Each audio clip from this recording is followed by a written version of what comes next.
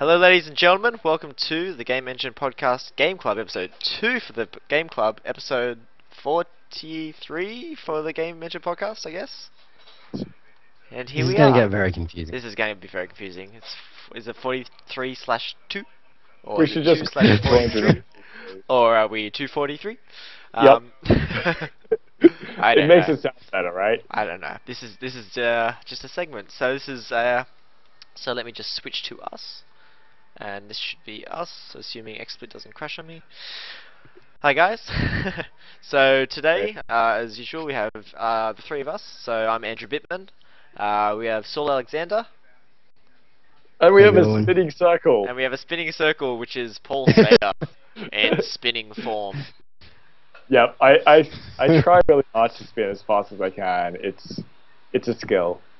Yeah, I definitely practiced it. How did you get such technique? Well, I was like looking at the loading screen from Vessel and looking at the spinning that was happening there, and it was pretty cool, and so I thought I'd mirror it. Yes, okay. I'll take your word for it, eh? Crap. So, what are we talking about today? So, well, firstly, just, again, I guess a brief introduction. What the hell are we doing on this Game Club thing? And as an intro, the Game Club's where we're going to be talking about a game that we've announced a month in advance, and then we'll discuss, from a game developer point of view, and just obviously from a player point of view, what we've found interesting about it, analyze it a bit, and discuss it, and hopefully get some feedback from other people who have played it. Though for the first few episodes, we might not get a lot of feedback, but the hope is, we'll get more and more as we go. Yeah. So the game this month was Vessel. It is. And Saul, who suggested this? Saul suggested this, I think. Saul? Yes, I did suggest this. Yeah, I first came across this game I was down at Free Play in Melbourne, the games conference / expo, and someone handed someone else a USB stick with an early version of the game on it, and they sat down and had a bit of a go of it. Yeah. But it looks pretty interesting. The guy... I'm seeing your controls, Andrew. Sorry. The guy who was playing it was another game developer, and he was just kind of fiddling around with it, and it was kind of boring, to be honest, but the concept looked interesting, and the artwork looked interesting. Yep. And then it came out, and it came out kind of suddenly, and I didn't really realize that it had come out for a couple of weeks. It seemed to not make a big splash, if I can use that pun. I see what you did there. I see what you did there.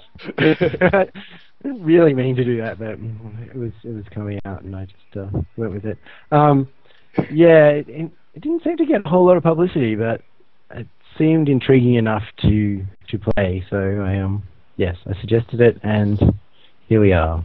Yes. So I looked up a bit about how popular it's been. I mean, on Metacritic, it's gotten a 81 score, which is pretty bloody good. It's got a 8.0 user score, and it's had only 22 reviews, which is a fair few, but not huge as far as some games go.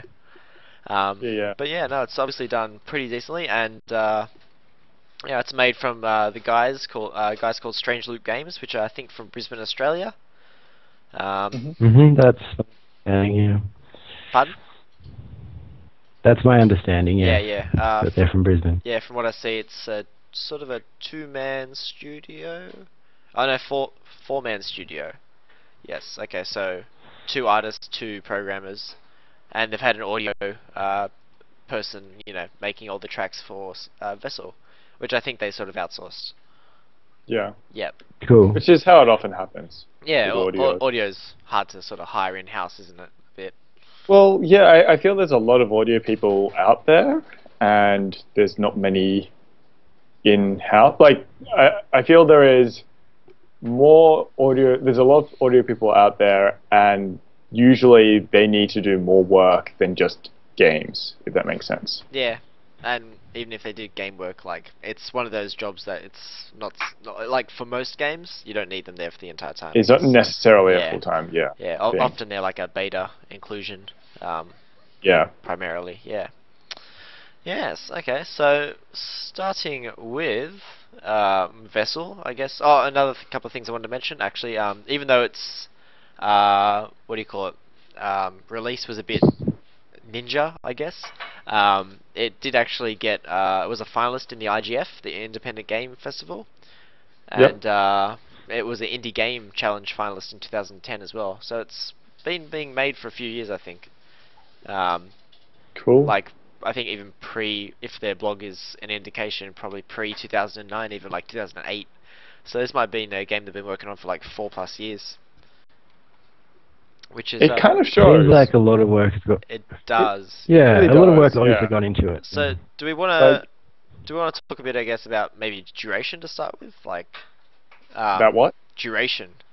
I mean, Yeah. so Yeah. I'm actually only 3 hours in. I didn't get as much time trying to figure things out with technical for this podcast, but yeah. So I didn't get to play, but I had to. So I had to watch some Let's okay. Plays to sort of cheat my way through. How long have you guys played for? So I played. I let's just both talk at once. Yeah, totally. You go, Saul. All right. I have, I think, done about 10 hours or so. And we're just a few puzzles from the end of the game, I believe. I tried to get to the end. I found that I could only play the game for so long in one sitting because it kind of messes with your brain, and eventually you just need a rest and you need to walk away and absorb, let your brain figure out the answer to the puzzle before you come back. Which is a similar thing to what happened with Brain, or something like that. I felt with this more so I felt with Vessel more so in some ways because Vessel very much has, often I found a thing where I would be thinking in a certain way and I would get stuck in that way of thinking, and unless I stepped away and came back, it wouldn't work. Like, you kind of need that. Yeah, well, Vessel's structure is very similar to Braid or a bunch of other games that have come out since, in terms of like having, you know, a bunch of puzzles you can attempt in any order, and then when you get through them all, you move on to the next section. But I found overall it's a bit less kind of precise than Braid. It's more, there's a bit more fuzziness to how you solve the puzzles, I guess, which we can get back to. But we'll come back to that. A different kind of feeling. Yeah. So I played through the entire game, but I kind of got to a stage where I started a policy of it's taking me more than about 10 minutes. I'll look at a walkthrough for a puzzle. You cheater! I need to get through it. I wanted to see the end. And the end puzzle, I ended up just watching it because it was, well, I knew what I had to do, and it was a pain in the ass to do it. Yeah, I watched a Let's Play of a guy who played this many times, obviously, because he was speeding through puzzles like he knew them like the back of his hand, and even then he took about 5 attempts on the final puzzle. You might have watched the same one that I did. Because, it was like, oh god, and then that has to go there at the same time as, oh, really? Really? And he knocks that slightly, and you're like, oh fuck. It was kind of fiddly, I suppose. Yeah, there was a bit of that. Yeah. So, I don't know, my overall impression was, this was a really interesting game. I think in many ways I haven't seen something like it. I thought a lot of the puzzles were really interesting, but the thing that really struck me, I think, was the relationship between the main guy and the fluoros. I thought they okay, let's talk a bit about narrative. I thought they developed that a bit. I was expecting that to happen, if you know what I mean. Yes. I actually thought there was, especially the ending was kind of felt a bit forced in a way. It wasn't really earned. But even like right from the start to like the very end, like there was this really interesting relationship where sometimes they're on your side and sometimes they're not. And it's this idea of a machine that could either help you or hurt you. and it depends how you use it. But at the same time, they are essentially these living things, and the fact that the character doesn't actually acknowledge this is a really interesting choice, right? The fact that throughout the entire game, they don't really acknowledge the essential life force here. Yeah. That is so apparent through the rest of the game. Yeah. Yeah, he keeps saying sorry. they're just machines. They're just machines. And I was expecting something to come of that at the end, but you're saying it didn't really. Well, it doesn't. It doesn't. Like, We're gonna have to spoil the ending for you, Saul. yeah. No, that's So cool. the ending, We'll already have. Yep. essentially, you create this. You put yourself into an experiment whereby you become like a super fluoro thing I that's think kind of made out of pure energy. It's like half man, half fluoro. you become a which protoplasm man. It looks like. Yeah. And it's really odd because this whole time the scientist has been saying, well, scientist engineer type person has been saying, I don't have these are not real life forms. I don't think they're alive or anything like that.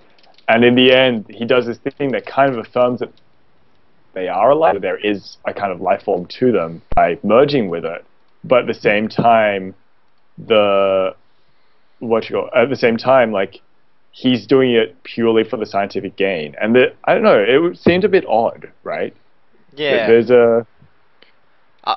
there's nothing wrong with that juxtaposition, but I felt it possibly could have meant something when it possibly didn't. Yeah, Didn't really. I was expecting there to be that development, but it's almost cliche that man makes machine does something a bit odd, which is in its programming, and then often the machine evolves from there, or the humans try to exterminate or wrong their rights, right their wrongs. So I was expecting like that first fluoro that just acted on instinct. I thought, oh, okay, now he's explained it's a machine, so it's done this thing bit by bit, but then I was waiting for that first fluoro to appear again and then do something creative, if you know what I mean. Like it was actually just going to do something without just automation, but it just seemed to be this very much it was all about machinery, and the liquid was only machinery that could evolve, but didn't seem to have sentience. Which was really interesting when you come to like the final boss, right? Where it is a thing that's actually chasing you and actually coming after you as this big like fluoro monster. Yeah. But at the same time it's being controlled by other fluoros and which are automated themselves. Which are just following those mechanistic principles that you've seen the whole time through, right? Like it's not it isn't really alive, it's just following. Yeah. But that's kind of interesting because I mean that could almost be saying that, our sentience, our complex brains are really actually just following mechanistic principles. And I think that there is something at a more complex level. Yeah. Yeah, and the idea that like more complex and sentient life forms are in fact at a very low level. Like we have neurons and they fire according to fairly predictable methods, and we don't really understand the bit in between that turns that into a brain and how that works, but we know it does. And so like it is saying something about that. It just seemed, I suppose my thing with the very end was just that it was the character's attitude to it was odd. It wasn't what happened. Yeah. Like the fact that there was this blending was kind of cool and it worked with what was going on. But I felt that there needed to be a shift where the character actually evolved. I suppose, the character didn't feel like he had an arc, right? It was, I am scientist, machines are going wrong, to I am scientist, ooh, look, science, I'll do that. Science. Well, yes. You're right. There wasn't any real depth to him.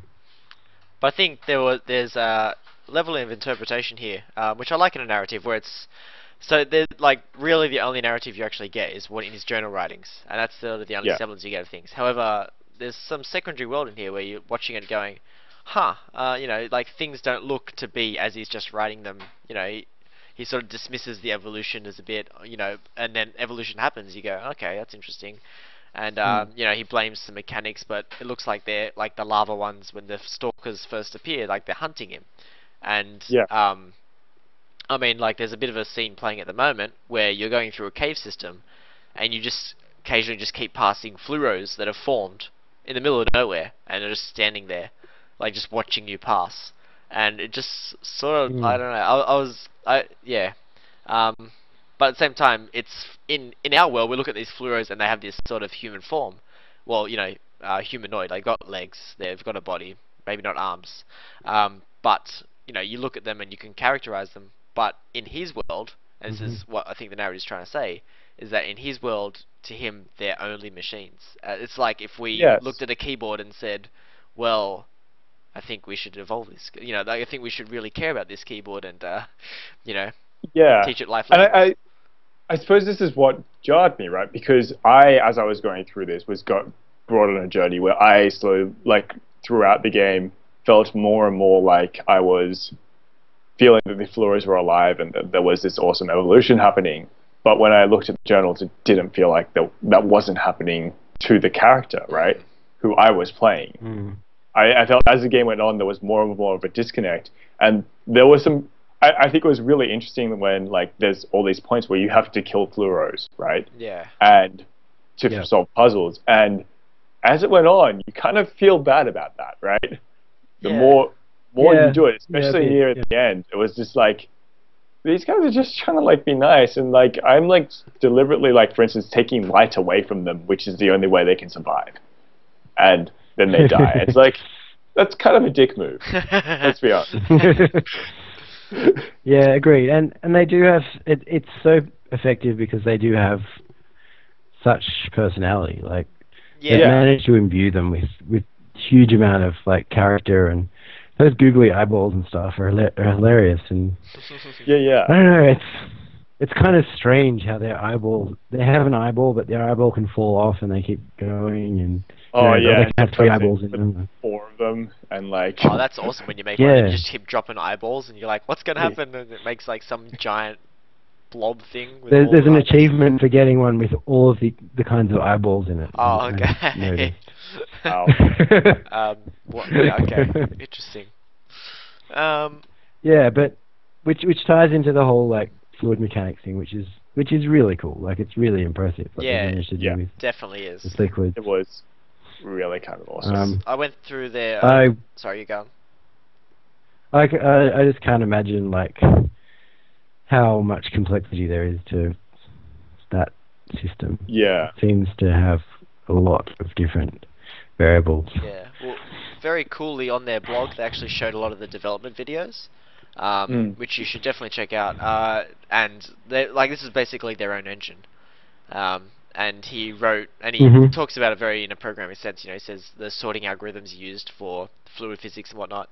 And basically at the very start, all they started with was there was like a fluid at the bottom, and then it was they had a little hook up here above it, and they as they got the hook near it, like it would occasionally drag like fluid particles up, and so like that's how they started. Then they used like Mario in a shoe as their character, as they tried to attract things to his gun, and he shot water fluid, and then they sped up the water fluid because it took so long. And but really based development videos, like pre-art, you know, like they're using Mario and Mega Man in some of the clips, and just like block shapes.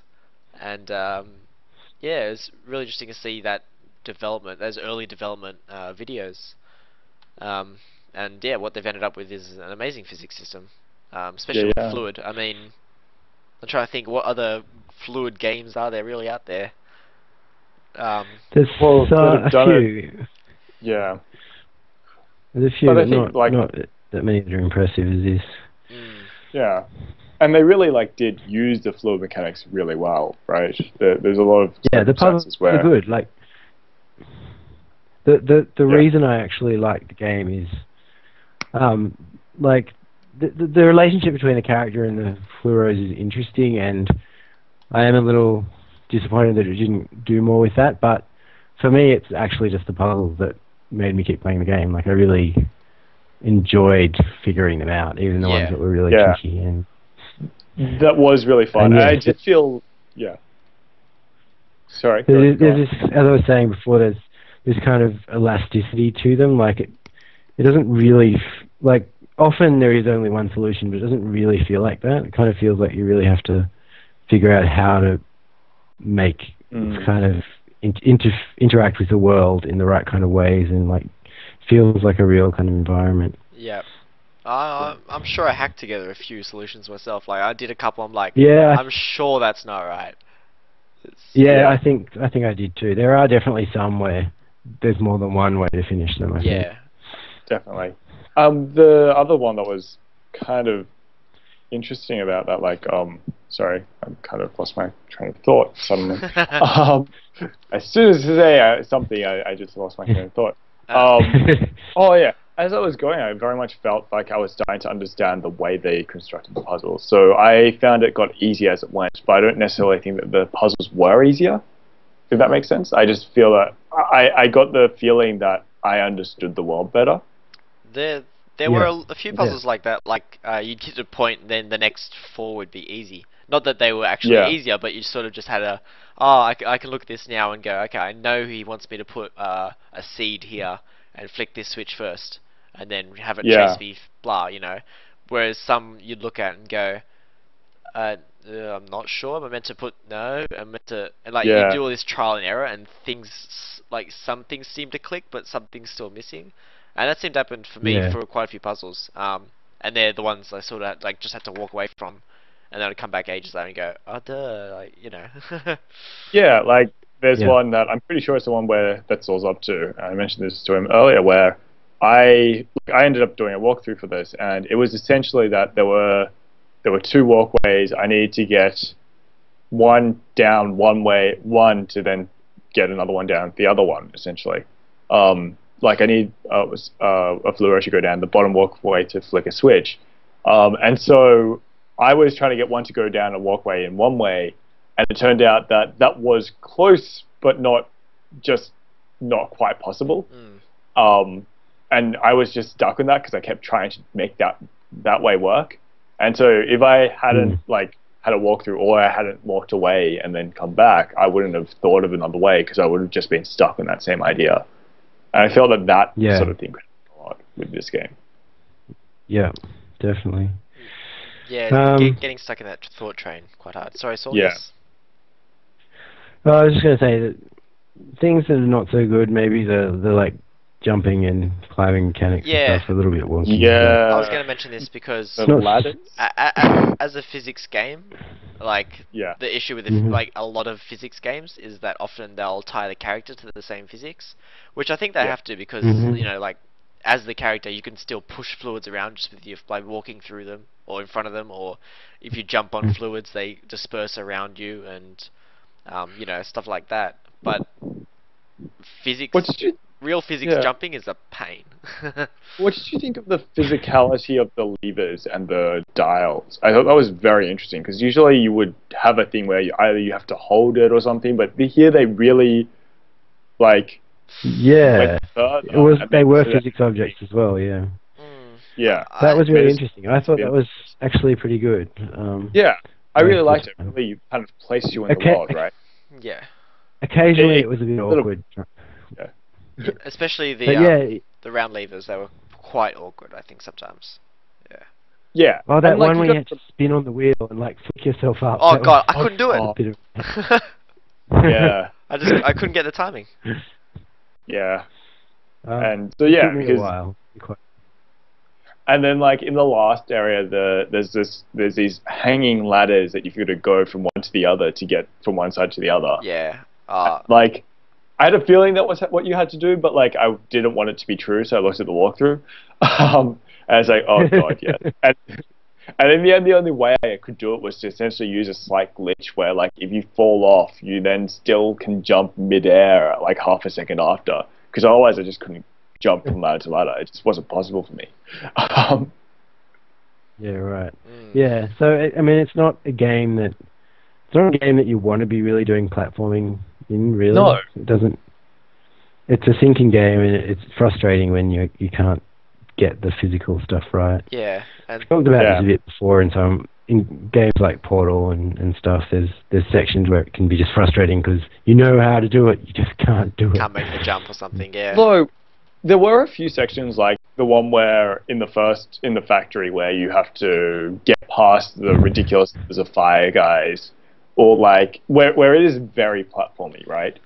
Or at the start of the mines where they suddenly introduce spikes, and then you've got all these spikes everywhere, and you've got to deal with the glow, like use glow to see things and all that sort of stuff, right? And that utilized platforming, but it never felt oppressive. It never felt too much.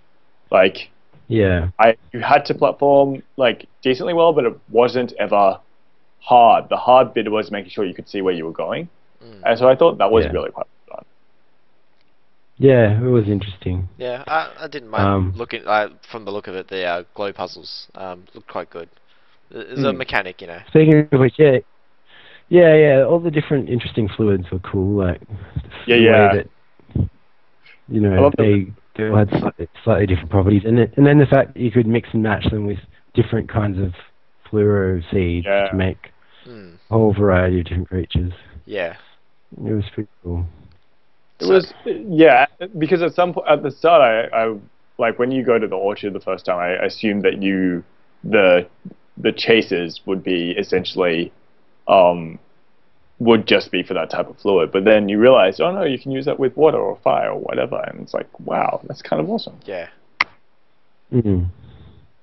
On the other hand, I found that the like weapon upgrades, the nozzle upgrades and stuff were fairly pointless. Like they changed things a little bit, but they were really small amount, and I mean, it was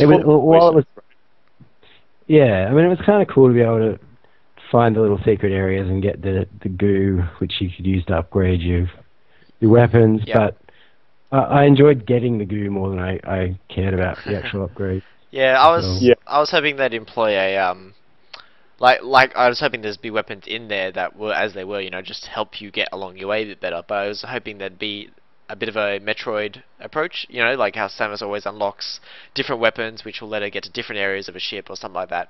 You know, it's about unlocking things which are useful still, but will, you know, let you get further in other areas.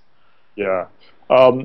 See, I got to the end without ever upgrading, and then I upgraded right at the end just before doing the final puzzle. And then I was like, oh, cool, there's a nozzle here that like lets me just make a fluoro. That's kind of incredibly useful. Is that the blob one? Like, huh? The blob one? The blob one that will also send a seed out at the same time. Yeah. It just makes a fluoro, and it's like, very useful. I have needed this like pretty much the entire time. I should have gone and upgraded earlier. Yeah. Whoops. Yeah. It actually makes the puzzles really easy. Yeah. I do agree that upgrades didn't seem necessary at any point, but they did seem like they would help. I suppose. The other thing that I wanted to talk about, and this is a weird gripe that I had, because I don't know whether I don't know whether it's the mechanics or the fact that the world was too good.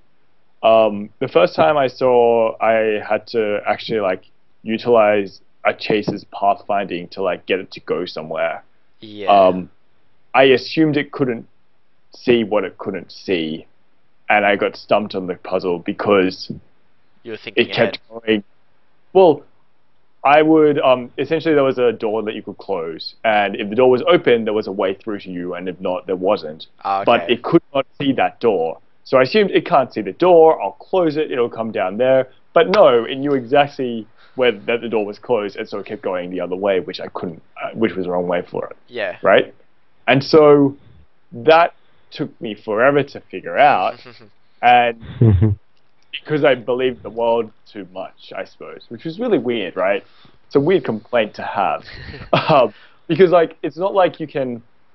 It was good that they had predictable pathfinding because you could then actually solve puzzles. Like in many ways, if it was site-based, that would be worse because site-based is harder for a person to deal with, right? But at the same time, I kind of it was annoying that was a thing. I don't know. Yeah, I think that is a silly gripe. It's a weird gripe, but it did jar me. Like, do you know what I mean? Okay, like, it didn't really throw me. Like, because Me either. like, I guess if you use the site mechanic, but at the same time, if they, as you said, they relied on it, it would have been quite difficult to do a lot of puzzles. And I mean, in some games where they actually use true sight, you know, like say a stealth game where they're like, oh, when he actually looks around, you can be found. Real people look around a lot.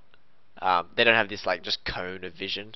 And if they did have Oh, the no, cone of vision, it's very hard to then get certain angles in a 2D game. but it wasn't even a cone of vision. It was just like a specific, like there was no line of sight between A and B. There were walls between, Yeah. right? There was just no way Yeah. they could have seen that. So it's, yeah. And like, I agree. I guess I kind of... Then went forward, I was like, well, I can't really complain in some ways, but at the same time, like, it did definitely jar me, right? Like, it did I don't think I ever really...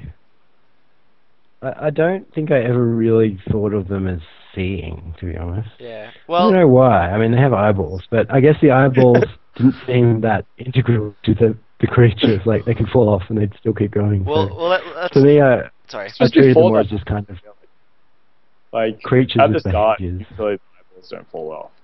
I don't know. Let's take the approach to this that really what happens is they're made of water, so they always find the right path through. Or fire, or...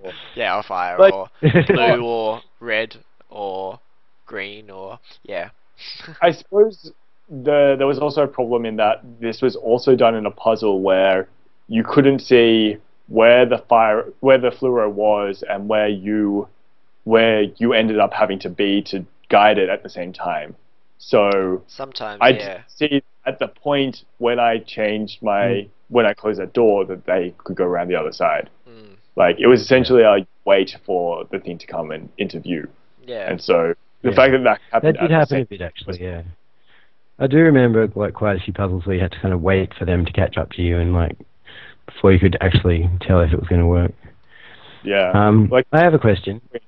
Fire away. Yep. What did you guys think of the music? It was good. Pretty Yeah. good. Yeah, I haven't got a lot to say about it. I gotta say it was just good sound. Yeah. It didn't detract. Did- and, like, I never thought this is the most awesome music ever, but it never was out of place, and it always added, I suppose. Like, It's kind of atmospheric, but I don't know. I mean, a lot of things I've read about the game have said how good the music is. I personally found it a bit irritating after a while. I think Yeah. that's because you often spend quite a lot of time on a single puzzle or like in a single area, and the music was a bit repetitive, and after a while it was just kind of like it was that repetitive thing in the back of your head, like just driving you slowly insane. I don't know. Maybe it was your frustration of the puzzles you're taking out in the music. Yeah, I just found the music didn't help. I actually turned the music off for a lot of the game and listened to podcasts while I played, which I found it made the time it made the time not drag so much. Like if I was struggling with a puzzle, I had something else to listen to while I was kind of waiting around and trying to think of the solution. Yeah. Whereas if I was doing it with just the background music, I just eventually get frustrated. Yeah. Did you, on that sort of like that, I guess, point of annoyance, did you find some puzzles that you're just like, I know the solution, but I'm gonna have to try to do this and try to do this, and oh crap, I failed again. Alright, it felt sort of once you had the solution, sometimes they took a bit long to solve, even if you did have the solution. A few, yeah. Well, I again, I think. Yeah. Again, I think just having something else to listen to made it not such a bad thing. I didn't mind trying them a few times. Yeah. If I could put my attention somewhere else. Yeah. Okay. Yeah. For me, yeah, there were a lot of the other one for me was just puzzles where it seemed like there was a way that seemed obvious, but then that was wrong, and there was a small little feature that was hard to see that was actually the solution. It's like, really, like, yeah. If I knew that was there, that might have changed. I might have done something differently, but yeah. I did find that the environmental detail was a bit cluttered and a bit hard to read sometimes. Mm. Like it could be occasionally you go, oh, so that is a grate there. I couldn't quite tell, or like, yeah, that's a thing I can grow onto. I didn't really notice because it was kind of next to something else, really close, and that kind of thing. And I had one. Like I really like the art style mostly, but just yeah. it was tricky sometimes to see things. I also had ones where I did a solution and it worked because I thought it seemed like what they wanted me to do, but I didn't think it was going to work, and then it worked. I was like, wait, what? I don't understand how that is. I thought they could go through that wall. I thought they would have just gone through that wall and missed the switch I needed to go to. Why didn't they go through that wall? Things like that. And I think much later it became clear which walls they wouldn't go through, etc., etc. Yeah. Yeah, it wasn't a gradual process. Like when I first got to the factory area, which is the first like proper world, but it's kind of you already done a whole lot of stuff before that. But I got in there and I like, what do I do here? And then I went to the next bit and I'm like, I don't know. And I ended up walking to I think this like the 6th puzzle. Yeah. Before I solved anything. Yeah. And I had to go back and go.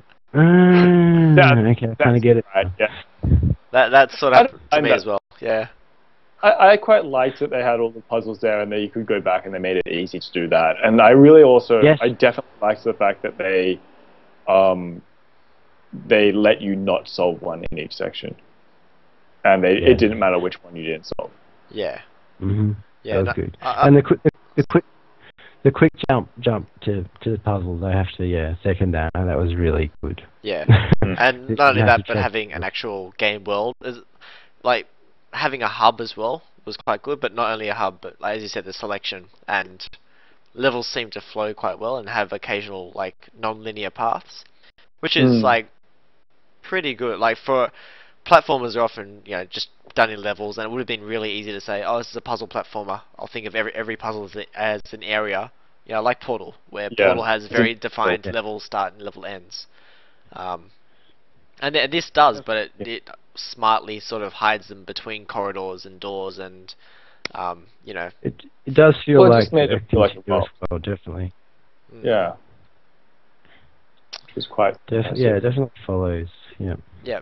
So you said the art style pretty cluttered, but did you? Well, sorry, you found a lot of it be cluttered, but did you like, I guess, the general approach? Like it had. I like the aesthetic. Yeah. It's kind of quirky and like a bit strange and not like what you get anywhere else. I guess it's got its own unique kind of thing. Yeah. It's very steampunk, but it's kind of. I don't know how to describe it. Just it has a strong aesthetic of its own. Yes. I just loved like the vistas that you got every so often, like where you could go out and have a look in the. Yes, and I really liked the orchard world because it was outside, and you suddenly like weren't caught in these caves anymore, and everything was green and. Yeah. Nice change. They had decent variety like that. It was from cave system to, your own place to, what do you call it? Factory to orchard, and then sort of cave system again though at the end. It was all. The orchard was the most different. Most of it was still like indoors and kind of. Yeah, enclosed. It was nice and also, green. I liked that. Also, in that world, they make really big factories. Like when they make a factory. They make a factory. Like, it was also very convenient that he lived next door to the factory, which is right next door to the orchard, which is right next door to the mine. Yeah, and it's just kind of lucky that none of this was near a residential zone and that things didn't blow up in people's faces. That's probably a good thing. Artistic license. It worked pretty well as a nice world that didn't have any real breaks in it. Yeah. Most things were also just like nice and clear. Like the fluoros often stood out from their environments otherwise, except in the like the dark caves where they were intentionally meant to be a bit hidden. You meant to light your way there, but otherwise they stood out, and things you were meant to interact with stood out quite well. There's sometimes, like, because all the machinery was gold, and all sometimes you're looking for is like, oh, where's the little X that I need to hang off or pull or Yeah. something like that. Sometimes that wasn't great. Oh, I did like that they had that thing with the X's though, right? Like Oh that yeah, helped so much. Like you knew what was interactable pretty much straight away. yeah, but Like sometimes it was a little bit unclear, but like yeah, most of like just having that visual element there helps so much. yeah. Um, the other thing, like just from a puzzle design point of view, I don't know if you guys found this, but I did find sometimes that they got you to understand an element, like they taught you a new element of something by testing it. Sometimes, like they didn't like show you that this was a thing and then get you to use it. They would just like put it in a puzzle and you figure it out as You you have to went. figure it out. Yeah. Which was, I don't know, I think that was okay most of the time. Like, I think Yeah. it worked, generally speaking. Yeah. It did. Like, fairly often. Like, The- there was then the occasional moment where, like, for instance, I had a glitch where one of the things in the factory, which was supposed to, like, you know how you kill the fires and it fluoresces in the area and it then just fills up and you open the door. Yep. Just didn't open the door. Oh, Like, really? Yeah, the lava flow was weaker than it should have been. It didn't go through to the other side. It didn't fill up. Okay. And like, I'm like going around going, is there a new element that I didn't know about? Like, what's going on? And so I went away, did something else, came back. It was still that way. The next time I opened the game, it was fine. Yeah. It was really weird. Yeah. How interesting. Yeah. Okay, I didn't discover any I guess glitches. that's a hazard of like physics-based games, that the physics Yeah. may not quite always work in your favor. Yeah. There's And always like, that chance. at the end of the day, they've made a really good game, and like the fact that there is a bug doesn't really concern me. It's just Yeah. unfortunate place. Yep. What else about the game did we want to make a note of? I don't know. I was gonna say, how do you feel about something like a sequel, or more of the game, I guess? After that ending, I don't. Yeah. What, you don't think there'll be a sequel, or you think it needs a sequel? I think you could do a sequel. I don't know if I'd want one. Okay. At the same time, Yeah. bit of a waste of that amazing fluid engine not to do something else with. Yeah. But It's you don't. You can do something else, right? Yeah, it's a unique world, and it's really interesting to visit. I've still got a few puzzles to go before the end, which I will finish off, I think, because I have enjoyed it. Yeah. But yeah, I don't think there's need for a sequel. I wouldn't mind doing more in that world, because I think that world is really interesting. But I don't necessarily need it to involve fluoros, if that makes sense. Yeah. Okay. Because I think, well, to me, the fluoros were in many ways this game was not a liquid-based puzzle. In many ways, it was an AI-based puzzle. Like it's like there are these AIs that are very predictable. You've got to get it to do what you want, and there was liquid around that, and it was a very important part of that. But it was more really about the AI. And so you could do something liquid-based in that same world that is actually a different type of puzzle. Like, that's true. I wouldn't mind seeing that world. I wouldn't mind seeing more of the engine. I would want it to be a different kind of game, I suppose. Cool. I don't know. I mean, I think we've probably covered most of it now. Yeah, I think. Yeah. I think Do so. any of Now, I'm trying to think of any other points. Yes, if any of your listeners have, I guess, feedback or thoughts on Vessel? Any questions or ideas or concepts? Yeah, I mean, the few of we've you that are got, here. Three. 3 listeners right now. Yeah. Well, it's still early days, I figure. And this time we'll actually get it. Yeah. This time I'll definitely put it on YouTube, and I should be able to put it on or rip the MP3 and actually put it on our iTunes and normal podcasts. So I'll do both of those. So hopefully, more people have an idea what we're doing here. Cool. And I guess, do we mention the next one? I guess also. We actually Yes. totally Do we know what our next one we is? totally didn't decide on a game before this. I just realised. Well, We totally. I have an idea. Yes. So, can we just go with an idea since no one else has any idea? Paul had an idea as well. I had a different one. We should talk. Okay. Alright, Put it we'll up. make it up. We should compete ideas soon after this. And we'll put it in the Andrew post. just arbitrate. It is kind of his turn. Yeah. Yeah. I know. I got nothing. Maybe we should have a poll. What, between the three of us or online? No, on our website. Yeah, maybe. All three of our can vote. Maybe. But at the very least, I can tell you when the next one will be, guys. It will definitely be on the second. It's always the second Monday of every month at 8 p.m. So the next one will be on the 11th of June. And as we sort of just discussed, we'll let you know what the game is when we figure it out. And hopefully, we can get some people giving us some feedback, because that's the reason we're doing it live. And it's what we're after. After some other people's thoughts on the games. What do we know? We're only three guys. What do we know? I know, Everything. like the internet is like a million guys. They can They can tell us things. The collective will know more. Come on, internet.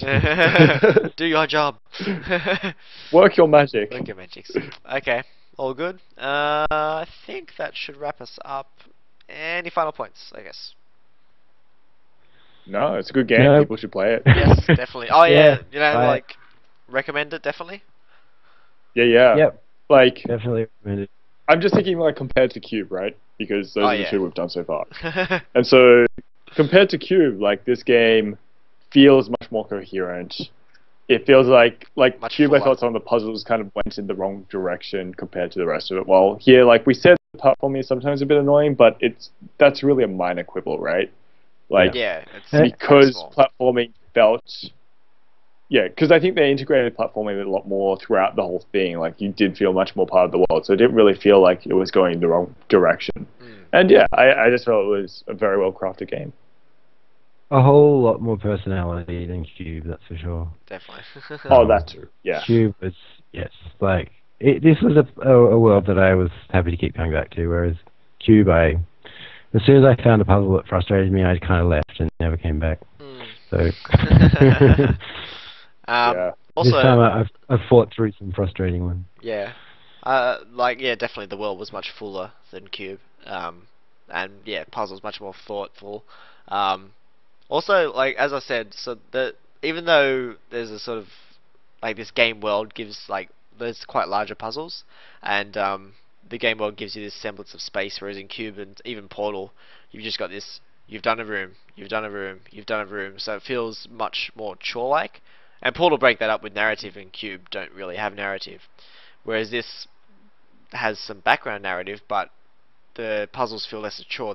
They're largely pretty fresh as far as they go. There'll be a new way you have to use things. It's not just like, oh, you've done this before, now do it again twice, or something like that. Yeah. And I feel Yeah. that this kind of puzzle game did benefit from, like, because it was very much to sit back, figure out what you have to do, and then do it. So every single puzzle takes, like, probably 5 times as long as a Cube puzzle in many ways. Because Cube is generally like, try something, see if it works. Try something, see if it works, right? And it's also... It didn't really... Sorry. It didn't really require so much, like, sit back and think. And so there's probably far fewer puzzles in Vessel, so they can make sure that everything is fresh. You think Like, so? they didn't have to, like, There step was- so far away to get to something that was fresh. There was a lot in Vessel there. There's a lot of puzzles There were... Oh, I suppose there's all the puzzles between places, right? Yeah, Keep forgetting about those. but even like say in the factory, there's 9 puzzles you're meant to do to unlock all the gates, and there's the final puzzle. But even between areas, there's like between those 9, there's 3 puzzles on the way or something. Yeah. So I mean, Yeah. Yeah. I would. I think I was The world forgetting about is those full ones. of... Yeah. And you do a whole heap before you ever get to the factory. Like, Yeah. you play True. around a whole lot before you can get there. Yeah. It'd be hard to even make a count, I think, of how many there are. Yeah, I don't know if there even would be a count in a walkthrough. Could. You just have to, like, do it, play it again, and Yeah. you could find out. Yeah. Sure, we do a tally. Actually, that was one other thing I did want to mention. I guess we've talked a bit about strengths and weaknesses of the game. But if you wanted to, or if you wanted to add one thing or add something, not that was maybe missing, but you would hope maybe was expanded upon a bit more. I guess what the key thing would be. Um, so I know Paul mentioned narrative a bit, but I don't know if that's something you'd. Play character. It's the player character. I want the player character to have an arc. I didn't because I felt like me playing the player character had an arc, and the character itself didn't have an arc, and that felt really weird. Yeah, I'd pretty much agree with that. Yeah. Even though I haven't quite got to the end. Yeah. Yeah, no, as I said, I think my major annoyance, well, not major, but a major annoyance in a game I like, was that I felt like the upgrade system could have been a bit more, not as not so much essential, like you needed it to beat the game, but you might have needed it to get 100% completion, for example. Like there'd be secret other things that you couldn't get without upgrading, at least. That'd be. I have a feeling there might be, because there's a few puzzles in there that seem like at least there were definitely some that in the secret areas where you clearly need to come back once you have more stuff, right? I don't know. And I kind of also felt that there were some that you would, a better nozzle would definitely help with. Yeah. I don't know. I didn't come across any secret areas that I couldn't do. I came across a few that I kind of just skipped over and didn't try, but when I tried them, I think I got through all the ones I tried. Yeah. Did you find the one at the top of the waterfall? In the orchard? Possibly not. I can't really remember. Because there was one at the top of a waterfall, and you needed a fluoro up at the top of the waterfall. And I got one to try and go up there, but it just clearly could not get through the waterfall. And I couldn't find a way of diverting the water or anything like that would seem to work with that. But later, I had a seat, and I could have just made it, right? Okay. And so yeah, maybe. That one particularly made me think that, sometimes you have to go back. Maybe it just made it easier and you're missing the solution. Maybe I just, maybe. missed it. Maybe I just need to well, maybe that's where a better nozzle would have been better. Maybe it would have let me suck up the water, essentially. Maybe. Divert the water better. Interesting. Yeah. That is a possibility. Anyway, that's cool. just All right. I wish they expanded a fuller game anyway. Yeah. All right, I think we'll wrap up. Things that should go in the sequel that we don't think should happen. Well, yeah. Yeah. Well, I'd like to see with the adventures of Protoplasm Man, whatever they would be. Yeah. I don't know. That'd Upgrade. be kind of funny. Do you upgrade yourself? Maybe. Okay, cool. Well, before we give the individual shoutouts, we'll start with the individual shoutouts. So, I guess where can we find you, Paul? You can find me at C3 Studios, on Twitter at PDYXS or at C3 Studios with a THRU. That'll do. That'll do, eh? Saul? Yeah. Unknown Savage on Twitter and C3 Studios, same. Okay. You can find me on Twitter at Andrew Bittman. Website's thebitman.com and around at Quantum and Sydney. You can find the Game Engine. Our website, is GameEnginePodcast.com. You can email us at GameEnginePodcast@gmail.com. We're on Twitter as The Game Engine, and Facebook is The Game Engine, and on Google Plus somewhere. And we really need to market this thing a bit better. And so we do. We kind of put up the event and stuff at the last minute. That was a problem. Yeah, so if there's anywhere you'd like to see us, or you think we could maybe market ourselves a bit, let us know as well. And of course, please give us feedback on this episode and the previous one if I somehow ever get that up on the MP3. I don't think I will though. So if you look at this one and the last one, see what we've got here and what you'd like to see. So we're trying to improve this. We're hoping to get maybe interviews next time or something. Yeah, and we'll let you know what the next game is within a couple of days when we post this up. And I think that's everything. Yeah, it seems like Yeah. it. If you need to find us here on Twitch TV, it's Oh, yes. twitch.tv/Game Engine Podcast. Yes, in Yeah. case you're listening elsewhere. And it'd be pretty cool if we could, I don't know, we might try to actually play some games in here too. With all of us. Yeah. Like we're Same, still maybe hankering for a Left 4 Dead co-op. session, aren't we? Yeah. Could be good. Yeah. Alright guys. Thank you very much. Thanks for Yeah. listening. Alright, Thanks a lot. thanks mate. Thank you Saul, thank you Paul. Cheers. And Thank you. yeah, this was Game Engine Podcast episode 43 and Game Club episode 42. Thanks for listening and 42. Wait, no, 2. 2. 43. Oh god, two, this yeah. stuff this isn't gonna work. We'll just see you We'll go next up with a time better system. for whatever episode number it is. Bye bye. Yeah.